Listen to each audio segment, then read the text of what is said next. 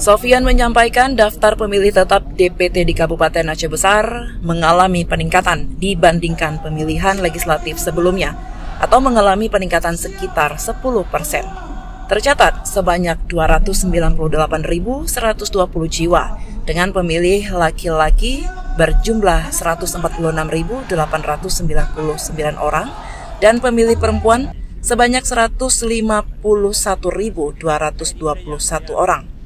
Menurutnya, meskipun terjadi peningkatan jumlah pemilih, namun jumlah tempat pemungutan suara atau TPS menurun. Hal ini dikarenakan penyesuaian jumlah TPS pada pilkada berbeda dengan pileg, di mana jumlah maksimal pemilih per TPS pada pileg adalah 300 orang. Namun pada pilkada kapasitas per TPS meningkat menjadi maksimal 500 pemilih. Pada Pilkada 2024 ini, jumlah TPS di Aceh Besar berjumlah 815 yang tersebar di 23 kecamatan dan 604 desa. Ditambah TPS pada 4 lembaga pemasyarakatan atau lapas di Aceh Besar.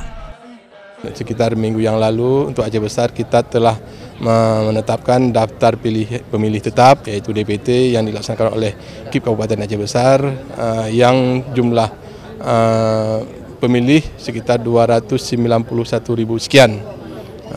Kemudian terbagi dari sekitar 805 kalau nggak salah TPS. Ini akan terjadi pengurangan tidak sesuai dengan saat pemilihan presiden dan pemilihan legislatif kemarin. Karena kenapa?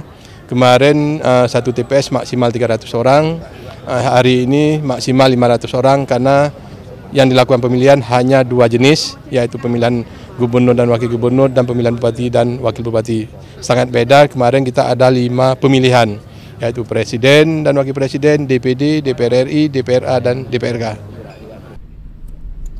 Sofyan menyatakan pentingnya partisipasi masyarakat dalam memastikan kelancaran proses pemilihan yang meliputi pemilihan gubernur dan pemilihan bupati, wakil bupati, wali kota, wakil wali kota. Ia juga mengajak seluruh warga Aceh Besar yang telah memenuhi syarat untuk memberikan hak suaranya agar tidak melewatkan kesempatan untuk berpartisipasi dalam pemilihan kepala daerah ini. Harapan kami mewakili pemerintah, khususnya seluruh untuk masyarakat Aceh Besar, mari menjaga keamanan. Semoga pelaksanaan pemilihan kepala daerah di 27 November nanti dapat berjalan maksimal sesuai dengan yang diharapkan. Kemudian menghimbau seluruh masyarakat Aceh Besar yang sudah mempunyai hak pilih, mari kita bersama-sama di 27 November untuk melaksanakan pemilihan gubernur dan pemilihan bupati. Dari Aceh Besar, Tim Liputan Aceh TV melaporkan.